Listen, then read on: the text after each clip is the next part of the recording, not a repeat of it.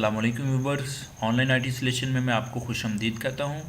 आज की इस वीडियो के अंदर मैं कुछ कमेंट्स शामिल करूंगा। मुझे काफ़ी सारे लोगों ने कमेंट्स की थी, तो कुछ की तो ऑलरेडी मैं रिप्लाइज़ कर चुका हूं, लेकिन कुछ कमेंट्स ऐसी थी जिनके लिए मुझे ये वीडियोस बनानी पड़ी।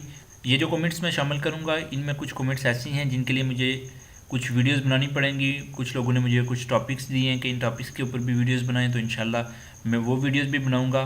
अभी मैं कमेंट्स की तरफ चलता हूं और कमेंट्स शामिल करता हूं, लेकिन उससे पहले अगर आपने हमारे यूट्यूब चैनल को सब्सक्राइब नहीं किया तो आप हमारे चैनल को ज़रूर सब्सक्राइब कर लें और हमारे फेसबुक पेज को भी लाइक कर लें, ताकि हमारी आईटी से रिलेटेड जितनी भी नई वीडियोज़ हैं उन सब की इन्फॉर्मेशन आपको मिल सके। अब हम कमेंट्स की तरफ चलते हैं और देखते हैं कि सबसे पहले किसकी कमेंट्स है और उनका क्या प्रॉब्लम है।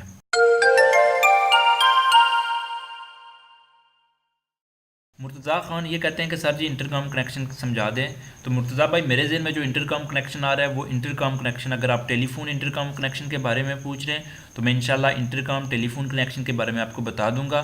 इसके अलावा अगर कोई और इंटरकॉम कनेक्शन है तो उसके बारे में मुझे आप क्लियर कर दें, ताकि मैं फिर आगे आपको वीडियोज़ बना के बता सकूँ। उसके बाद मोहम्मद हमज़ा हैं, ये मुझसे पूछ रहे हैं कि सर आप कौन सा सॉफ्टवेयर यूज़ करते हैं रिकॉर्डिंग के लिए और एडिटिंग के लिए। तो मोहम्मद हमज़ा भाई, मैं रिकॉर्डिंग और एडिटिंग के लिए कैमटासिया स्टूडियो भी यूज़ करता हूँ और वंडर शेयर फिल्मोरा भी यूज़ करता हूँ। तो इन दोनों में से आप कोई भी सॉफ्टवेयर यूज़ कर सकते हैं। उसके बाद हाफिज़ जाद साहब ये पूछ रहे हैं कि कैमरे के अंदर WDR क्या होते हैं और इनका क्या मकसद होता है। WDR कैमरे के अंदर एक ऐसा सिस्टम होता है जो कि कैमरे की डार्कनेस और लाइटनेस को कंट्रोल करता है। अगर आपका कैमरा आउटसाइड पे लगा हुआ है, वहाँ पे बहुत ज़्यादा तेज़ लाइट है, अगर वहाँ पे आपके WDR नहीं होंगे तो आपको बहुत ज़्यादा लाइट्स होगी और आपको LCD वगैरह की स्क्रीन के ऊपर कुछ भी नहीं नज़र आएगा। तो वहाँ पे लाइट को कंट्रोल करने के लिए WDR सिस्टम कैमरे के अंदर लगाया गया है कि जो कि उस लाइट्स को थोड़ा सा कम करके तो आपको वो क्लियर दिखाता है। इसी तरह अगर आपका कैमरा किसी डार्क जगह पे लगा है जहाँ पे अंधेरा है, तो वहाँ पे अगर WDR नहीं होंगे तो आपका कैमरा बिल्कुल डार्क दिखाएगा और वो आपको कोई भी चीज़ नज़र नहीं आएगी। तो कैमरे के अंदर वो WDR सिस्टम आपके डार्कनेस को कम करके उसके अंदर लाइटनेस करता है और लाइटनेस की वजह से आपको डार्क के अंदर भी थोड़ा सा नजर आता है। बेसिकली ये कैमरे के अंदर एक ऐसा सिस्टम है जो कि आपकी लाइटनेस और डार्कनेस को कंट्रोल करता है। अभी मैं आपको एक पिक्चर दिखा रहा हूँ और इसके अंदर मैं आपको समझाऊंगा कि WDR क्या होते हैं। आप इस पिक्चर के अंदर देख सकते हो, लेफ्ट साइड पे आपको जो पिक्चर नज़र आ रही है इसके अंदर आपको थोड़ा सा अंधेरा नज़र आ रहा है और वही पिक्चर आपको दूसरी साइड पे नज़र आ रही है, राइट साइड पे, और इसमें थोड़ी सी लाइट है।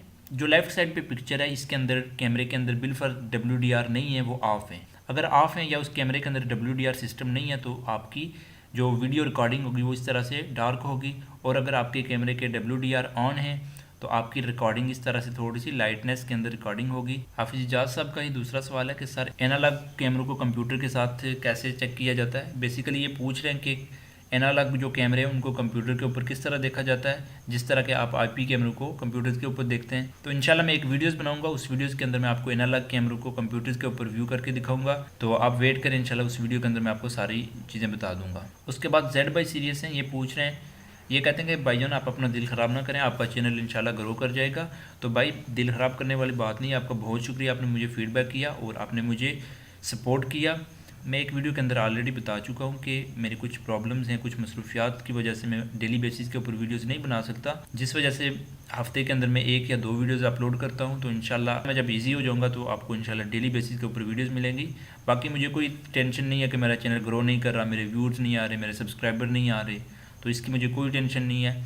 अगर आप लोगों को इससे फ़ायदा हो रहा है तो मेरे लिए यही सादत की बात है कि आप लोगों का फ़ायदा हो रहा है। उसके बाद पावरफुल बहावी गेट, आई थिंक इनकी आईडी का नाम है, मुझे सही पढ़ा भी नहीं जा रहा। तो बेसिकली ये पूछना चाह रहे हैं कि 3G डोंगल जो ईवो है उसको राउटर के साथ किस तरह लगाया जाता है और उसकी कॉन्फ़िगरेशन वगैरह किस तरह की जाती है कैमरों को मोबाइल्स वगैरह के ऊपर देखने के लिए।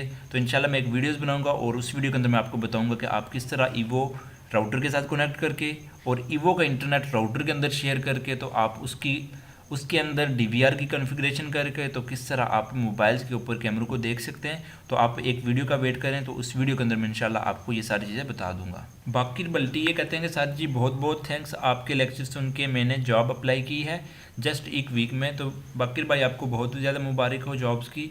अल्लाह करे आपकी ये जॉब पक्की हो जाए और अच्छी जॉब आपके लिए साबित हो। आपका भी बहुत शुक्रिया, आपने मुझे फीडबैक किया और यकीनन ये मेरे लिए खुशी की बात है कि आपको मेरे लेक्चर्स का फ़ायदा हुआ और आपको जॉब मिल गई। तो मेरा मकसद यही है कि आप लोगों को कुछ ना कुछ स्किल्स देना, कुछ ना कुछ हुनर देना। अगर आप बेरोज़गार हैं तो आप इन स्किल्स को यूज़ करके तो अपना रोज़गार कमा सकें और आप घर बैठे काम कर सकें या अपने ही सिटी के अंदर काम कर सकें। उसके बाद सोनिया गफूर हैं, ये पूछती हैं कि सर लोगो बनाने के लिए कौन सा सॉफ्टवेयर बेस्ट है, प्लीज़ बता दें। तो ये काफ़ी पुरानी कमेंट्स है, तो मैंने उस टाइम ग्राफिक्स कोर्स शुरू नहीं किया था, तो यकीनन ग्राफिक्स कोर्स शुरू करने के बाद उनको पता चल गया होगा कि कोरोल्ड्रा के अंदर लोगो वगैरह बनाए जाते हैं।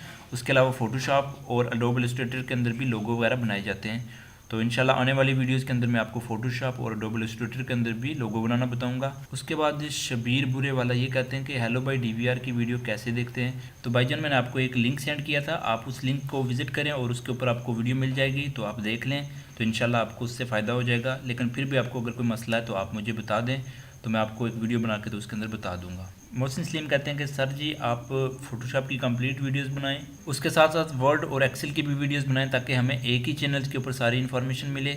मोहसिन भाई मैंने ग्राफिक्स का कोर्स ऑलरेडी स्टार्ट किया हुआ है, अगर आपने मेरा यूट्यूब चैनल सब्सक्राइब किया हुआ है तो यकीनन आपको मेरी वीडियोज़ मिलती भी होंगी। उसके बाद मैं माइक्रोसॉफ्ट ऑफिस का कोर्स स्टार्ट करूँगा जिसके अंदर मैं आपको एक्सेल और वर्ड की भी वीडियोज़ बना के दूँगा। उसके बाद अली हसन ने ये पूछते हैं कि रोज़ाना पब्लिक IP एड्रेस क्यों चेंज हो जाता है।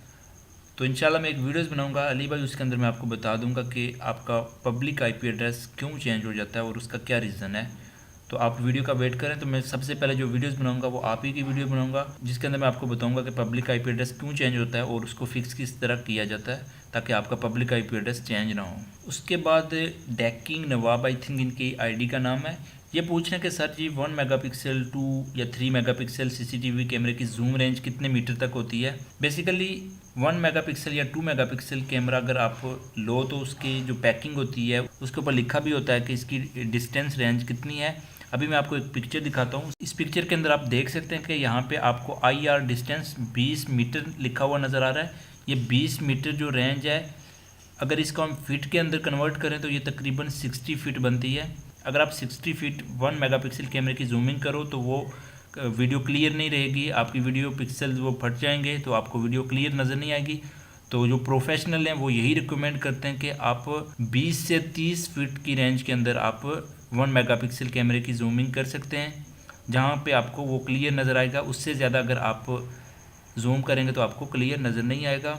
उसके बाद ये कह रहे हैं कि CCTV फाइबर केबल भी बनाना बताएं और RJ45 केबल यूज़ करके तो हमें केबल बनाना बताएं। तो इंशाल्लाह एक मैं वीडियोस बनाऊंगा और उस वीडियो के अंदर मैं ये दोनों केबल्स आपको बना के दिखाऊंगा, फाइबर केबल भी और RJ45 केबल भी यूज़ करके तो आप किस तरह से CCTV कैमरों को कनेक्ट कर सकते हैं। तो इंशाल्लाह आपको ये आने वाली वीडियोस के अंदर मिलेगा। तो ये थी आज की कमेंट्स जो मुझे रिसीव हुई थी। ये कमेंट्स कुछ ऐसी थी जिनके लिए मुझे ये वीडियो बनानी पड़ी और इसके अंदर मैंने डिटेल के साथ बताया कि आपके क्या प्रॉब्लम्स हैं। उम्मीद है आपकी जितनी भी प्रॉब्लम्स होंगी वो सारी ख़त्म हुई होंगी, और अगर आपको अभी भी कोई कन्फ्यूजन है और अभी भी आपको कोई समझ नहीं आ रही तो आप मुझे ज़रूर कमेंट्स करें, तो मैं इंशाल्लाह एक वीडियो बना के तो उसका सोल्यूशन आपको बता दूंगा। अगर आपको मेरी ये वीडियो अच्छी लगे तो इसको लाइक भी करें और शेयर भी करें और हमारे यूट्यूब चैनल को ज़रूर सब्सक्राइब करें। मुझे अगली वीडियो तक इजाज़त दीजिए। अल्लाह हाफिज़।